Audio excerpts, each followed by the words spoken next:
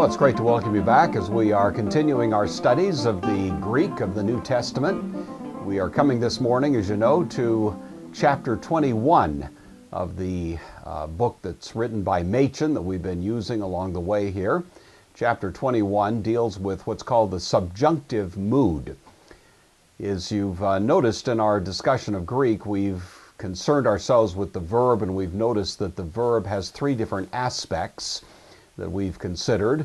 It has tense, voice, and mood. We've considered now three tenses: the present tense, the future tense, and the aorist tense. We've also looked at the imperfect tense, but the imperfect is usually regarded as kind of a subpart to the present tense. The only tense that we have left that's really an important one to consider in Greek is the perfect tense. We're going to be looking at that soon enough. We won't get to it quite this time, but within the next few chapters we'll be dealing with the perfect tense. Greek does have a pluperfect tense, which is quite rare, and we won't worry too much about that until quite a bit later. But those are the main tenses. We know, of course, that Greek has three voices. We have the active voice, the middle voice, and the passive voice.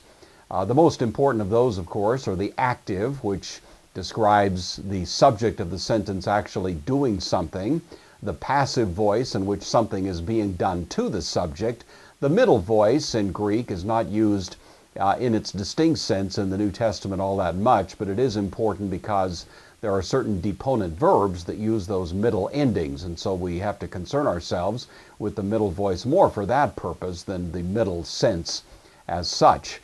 The one aspect of verbs that we haven't dealt with very much yet is called the mood. The mood has to do with the connection, in some sense, between the action reflected by the verb and reality. All we've really dealt with so far has been the indicative mood. The indicative mood really has to do with action that's taking place more or less in the real world, you know. Now, participles are not exactly a separate mood. They are, as you know, a kind of verbal adjective. They are the use of a verb as a descriptive term to apply to a noun or some other word in a sentence. And so we don't think of the participle as a separate mood, but it is not exactly the indicative either. But now we come truly to a distinct mood, and it's called the subjunctive mood. I suppose if you could use one word to sort of describe the significance of the subjunctive, we would say it is the mood of conditionality. Generally speaking, the subjunctive has to do with things that are conditional in some sense or other.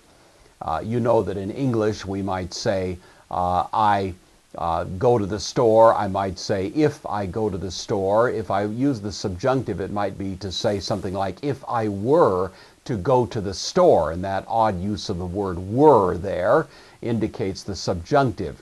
It's not actually reflecting something that's happening. We sometimes call it a condition contrary to fact, but that would be an example in English of the way in which the subjunctive might be used. The most important forms that the subjunctive takes in Greek are, first of all, that it's used in connection with the word if, the Greek word ean, and it's distinguished from another word if that we're going to see in our vocabulary list, which is the word a. So interestingly, Greek has two different words for if, both of which are translated by the same English word, namely if. And so we have the word ean, which is used with the subjunctive, and the word a, which is used with the indicative. The basic difference between these two is quite important, and sometimes in the New Testament it makes a difference because you're going to find that the word if is used either way. For example, you'll find that the word ean, used with the subjunctive, is dealing with conditional circumstances, oftentimes related to the future. I might say, for example, to you, if it rains tomorrow, then I'll need to take my umbrella. Well, at this point, I don't know for sure if it's going to rain tomorrow. It's a condition, and I'm simply saying that in connection with that condition, if a certain circumstance develops, then a certain consequence will follow. I might, on the other hand, look out the window, notice it's raining, and say to you, well, if it's raining, I guess I'll take my umbrella. In that sense, the word if is actually reflecting something that's actually happening in the real world. You see, if it's raining presently, as a matter of fact, then I'm going to take my umbrella. In that sense, it almost is synonymous with our English word since. I might look out the window and say, well, since it's raining, I'll take my umbrella. Well, if it's raining, then I'll take my umbrella. Whereas if it's the future, if it rains tomorrow, then you can see there's more conditionality about it. Well, that's the basic way in which the distinction is made between the subjunctive and the indicative in the use of the word if.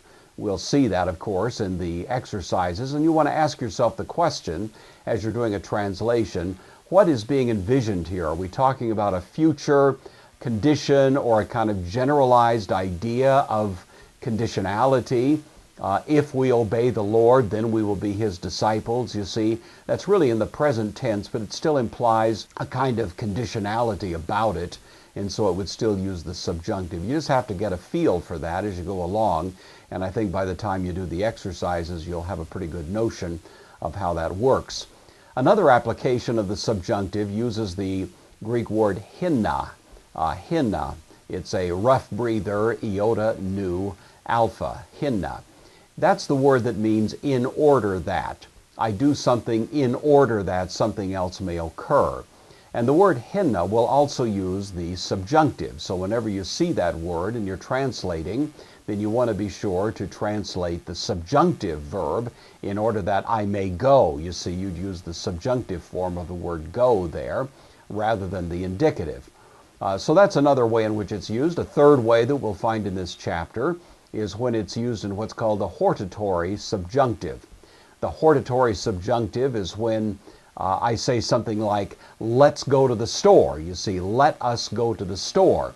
Well, that word, let us go, would simply be the one word in Greek for the first person plural of the subjunctive of go. We're going to find those are the principal applications of the subjunctive that we find in this chapter, and I think by the time we go through some of the exercises, it'll be fairly straightforward. I don't think the subjunctive is as difficult as participles. You've really made it through probably the toughest waiting here for a while, and so you should find this is a little bit of a breath of fresh air. The endings are not quite as difficult as we found in the other case, and so generally I think you'll find that this chapter should be relatively easy to master, but it's nevertheless very important, and certainly as we look at the New Testament, we find plenty of occasions where the subjunctive is used in many very strategic circumstances, and so you want to be sure that you've got a good feel for it. Well, let's, as we usually do, take a look at the vocabulary list, and then we'll move on and take a look at some of the examples and finish up with the exercises as we typically do. All right, well, we look at the exercises in this chapter and we find some words that are going to be somewhat familiar. For example, this first word, hamartano, is going to remind you immediately of the word that we've already had, the noun, which is the word hamartia. Of course, you know that word means sin. This is evidently the verb form of that same word, hamartano, and it simply means I sin. The next word, dikaiosune, again, is related to a word we've already studied. We know the adjective dikaios, which means righteous. Dikaiosune, obviously related to the same root, is a word that means righteousness. It's feminine, so we have the he there, the article. Dikaiosune, righteousness, also can in the New Testament be the idea of justice. And also, interestingly, this is the word that is associated with the word justification. So we're going to be keeping an eye on that, and certainly in certain contexts that becomes a very important word for the New Testament message. Eon, I mentioned to you earlier, is the word that means if. It's used with the subjunctive. So you want to be careful whenever you see this word to realize that it's talking about conditionality. It's focusing usually on either future possibilities or a kind of generalized possibility in the present. And so that's the sense of that. And it's to be distinguished from the word a, which is used with the indicative. So the indicative, of course, is the mood that has to do with present reality. And a, therefore, is going to have something akin to the notion of in light of the fact, or in view of the fact, or since. You see, those words which suggest something that's actually being contemplated as being a fact in the present situation. Euangelidzomai, you recognize this angelos, the word message. Eu, of course, is a prefix that means good. So good message, it's a deponent verb, and so it has to do with delivering a good message or preaching a good message, and ordinarily is rendered by preach the gospel. I preach the gospel. Please make note that ordinarily this word takes the accusative. And so if I were to say, I preach the gospel, I might in English say, I preach the gospel to you, you see, and I'd have what would amount to the dative case there for the word you. But in Greek, this is actually takes the accusative, and you might say more literally, I gospel you, as if it were an active verb and that the direct object of that action is you see, in the accusative case. Now it can take the dative as well, but you'll find in the exercises, and ordinarily in the New Testament, this actually takes the accusative. I like that idea. It does give a kind of robust sense to the activity of preaching the gospel. I gospel you is the notion of it, so you'll want to keep that in mind. I mentioned that word earlier, hina. Hina, of course, means in order that. Hina is used with the subjunctive, and so if I say, I do this in order that I may do something else, then the word that follows from in order that, whatever it might be, is going to be in the subjunctive. Laos is a masculine, means people. And so you know the English word laity, it comes directly from this Greek word, laos, the people, and commonly used in the New Testament. Makarios is an adjective, has the alpha and the omega nu, depending on the gender of the word that's being modified. It means blessed or happy. It's the word, of course, used by Jesus in the Beatitudes. Marturia is the word that means witness. This word is a little bit broader than that. It can also mean testimony. It can mean the message itself or the person giving the message, marturia. Meda, we've already studied the word uda, which means and not, nor, not even. Meda means the same things, but is used in connection with words that are not in the indicative mood, and specifically, of course, we're going to see it used in connection with the subjunctive mood, as we discovered in this chapter. And the last two of our vocabulary words in this chapter, the word meketi, which means no longer. It's very similar to the word uketi. Again, meketi is used in non-indicative moods, and so we're going to find it especially in connection with the subjunctive in this chapter. And then finally the word oklos. Oklos, which means a crowd or a multitude. You can imagine that's used oftentimes in the New Testament. It's associated with the ministry of Christ, of course, on many occasions. It's a masculine noun, and it means a crowd or a multitude, as I say. All right, let's just take a look here briefly at the words, the endings actually, that are used in connection with the subjunctive. You're going to notice that these are pretty straightforward. We have luo, which actually is identical to the present active indicative. In this case, it's only going to be the context that will cue you as to whether or not you're dealing with the indicative or the subjunctive, and usually it's fairly obvious. But notice that in the rest of the endings, we have the lengthening of this vowel. This would have been an epsilon here, an epsilon, that would have been an omicron, an epsilon, an omicron. All of these are lengthened, so now it's omega, eta, eta, omega, eta, omega. So luo, lues, lue, luomen, lueta, luosen, you see. And so that's the distinctive ending. But you'll notice it's really quite straightforward. Learning these is really kind of a piece of cake because they're so similar to what you've already learned. Similarly, in the middle endings, and this, by the way, is also the passive. So we're dealing here with the present, middle, and passive subjunctive. And it's luomai, lue, luetai, luometha, luestha, luontai.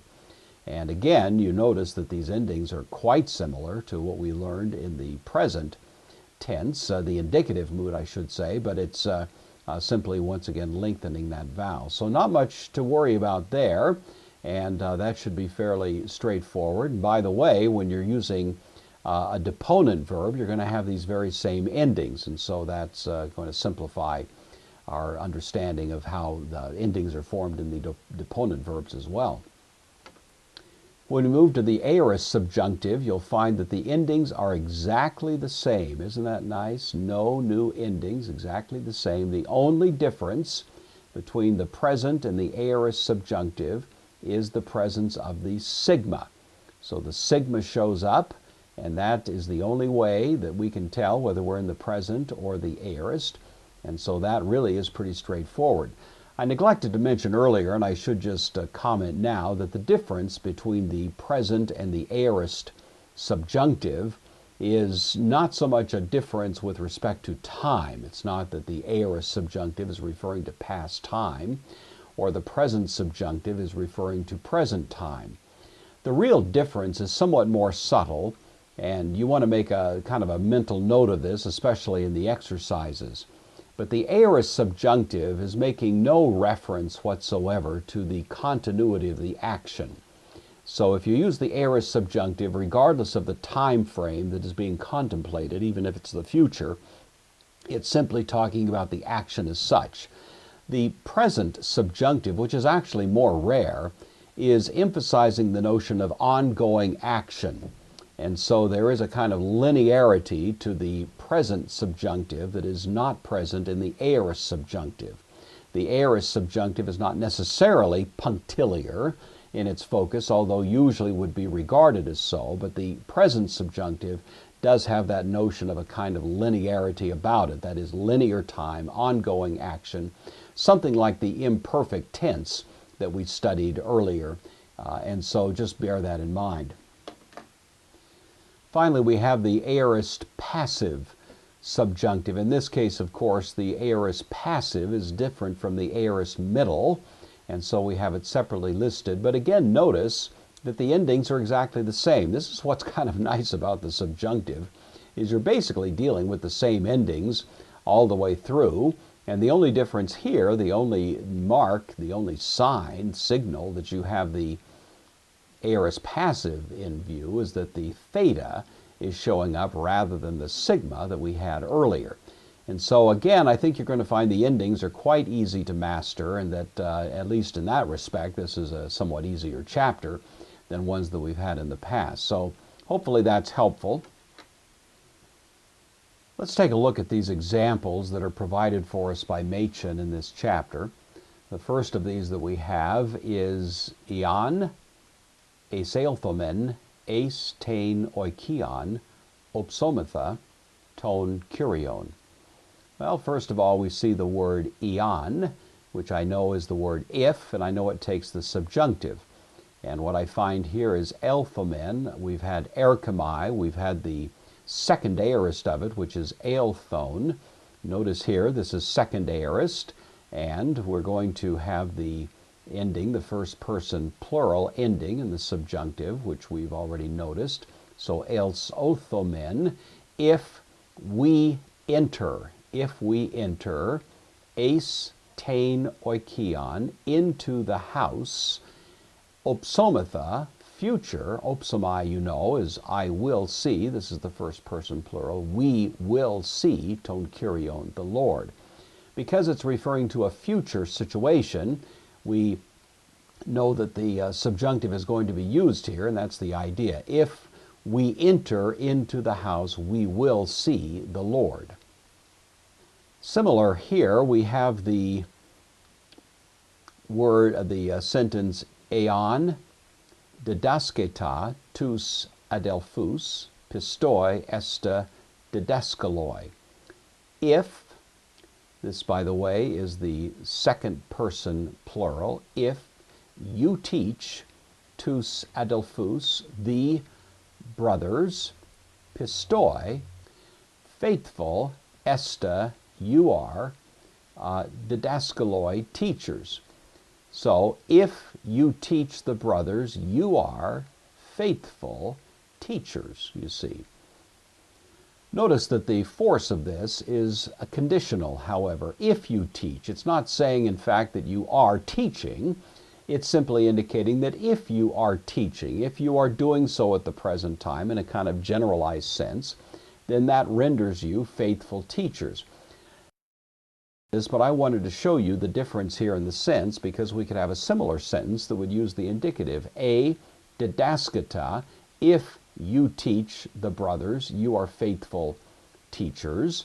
But notice here, if A is being used, then there's more of an emphasis on the notion that you're actually doing this.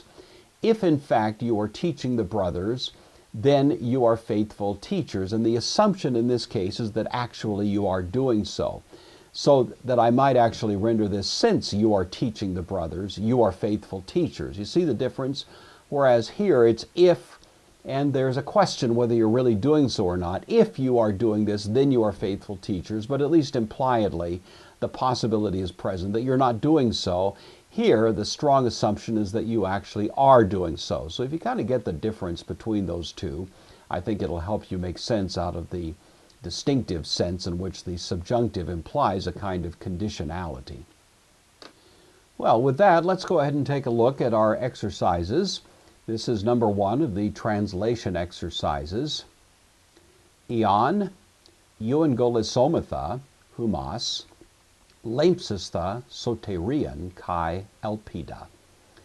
So what do we have here? Well, we have ion. We know that that means if. We know it takes the subjunctive. Not surprisingly, we have a subjunctive verb here. It's the word euangelizomai. The sigma has replaced the zeta, so I know this is going to be an aorist subjunctive, but beyond that, it's not going to affect the translation. So if we preach the gospel, notice that we have the first person plural subjunctive ending used with the middle voice. This is the deponent verb, euangelizomai. So here it's going to take the middle ending, not the passive ending, because that, of course, would use the theta. So this is the middle ending, euangelisomatha. If we preach the gospel to you, that would be the way that we'd translate it. But notice that this is in the accusative case, and actually more literally it's if we gospel you. You see, using that word is not really good English, but you get the feel for it. If we gospel you, if we do this to you, hence we have this in the accusative. If we preach the gospel to you, then lempsistha, notice this is future, lempsomai is the deponent future of lambano, second person plural ending, you will take or receive soterion, salvation, in the accusative, kai elpida, hope, in the accusative. So if we preach the gospel to you, you will receive salvation and hope.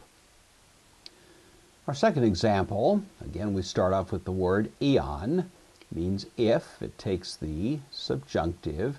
Here I have the word may. I realize this is the word u used in non-indicative mood, so it becomes may, the negation. If not, then this is, of course, a deponent verb, dekomai. It's using here the middle ending. So, if not you receive, dexestha, tain, martyrion, the witness, hemon, of us, u, sothesestha, this is the future passive of sozo, you will, not be saved, future and passive. So if you do not receive the witness of us, you will not be saved. Notice the reference to the future is what also gives rise to this particular form of the subjunctive, referring to a future condition, which we're not exactly sure whether it's going to turn out to be the case or not. So the subjunctive is used in that case. All right, in our third example here, ian me ide hutos ton kurion u pistuse eis auton. So again, pretty straightforward. Ian takes the subjunctive. If, this you recall, is the third person singular. So if this man does not see ton kyrion, the Lord, ou pistuse, future, he will not believe, eis auton, in him. If this man does not see the Lord, he will not believe in him. So now let's turn our attention to the composition exercises. The first one that we find in Machen, let us receive the witness of these men in order that we may be saved. So I know that I'm going to be using the hortatory subjunctive here, let us receive. I'm going to use the word receive, lambano. I'll use it in the aorist because that would be the common way in which the subjunctive would be used. The aorist is more common than the present, so I'm going to use the second aorist then, elabon, and of course I get rid of the augment and get rid of the ending and simply have the stem lab, and then I attach to that the first person plural subjunctive ending, labomen. So let us receive, tain martyrion, the witness. Here's the demonstrative pronoun in the genitive plural masculine of these men. Let us receive the witness of these men. Henna takes the subjunctive in order that, and then we have we may be saved is going to be the subjunctive idea. It's the aorist passive we're going to use, so thesomen, so that we may be saved. I didn't mention earlier, but of course in the aorist passive you have an irregular accent, so it's going to show up on this syllable. As we see right here, if you look at the paradigm in the chapter, you'll see Machen's explanation of that. So, let us receive the witness of these men in order that we may be saved. If you prefer to use the word dekomai, then you can do that, and I have here what it would appear if using that, so it's going to be again the aorist. Degs, here is the middle ending, degzomatha, let us receive, tain martyri, and the rest of the sentence is the same. So you can do it either one of those two ways. Either way is fine. The next sentence in Machen reads, if we do not turn to the Lord, we shall not know him. Here we have a reference to a condition, if we do not turn, then the future is involved here. We will not know him, so I know that this will be subjunctive. If not, and I have turn, if I do not return, the word is epistrepho, you recall.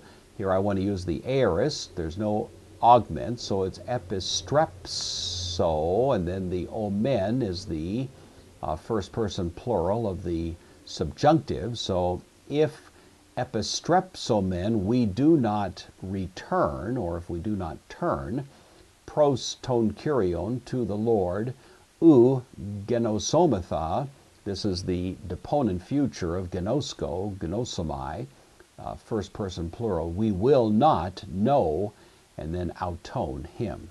So if we do not turn to the Lord, we will not know him. And our final example, number 3, reads in Machen, if the Lord prepares a place for us, we shall enter into heaven. Again, the use of the future tells me that the subjunctive is going to be used if hokurios, the Lord, hetoimase, I'm using the aorist here, from hetoimazo, we replace the zeta with a sigma, hetoimase, if the Lord prepares, this is the third person singular, if he prepares, if the Lord prepares, topon, a place, humen, for us, dative case, esalusomatha, this is of course from elusomai, the deponent future of erkamai, to enter, es elusomatha, we shall enter, es ton orinon, into heaven. All right, well, that should get you going. I hope that these little discussions have been helpful. And again, of course, the main task that falls to you at this point is simply to work through the exercises once again. The exercises are the chief key to getting a feel for this. Simply hearing an explanation or reading the chapter is not going to accomplish it. You really do need to work through the exercises and make sure that as you do so, you have a pretty good understanding of what is going on in each one of them. And as you do that, you'll find that your mastery of this language will really proceed in an acceptable fashion. So it's been nice to have you along this time. We'll look forward to seeing you in the next chapter, chapter 22. But until then, God richly bless your studies, and we'll see you next time.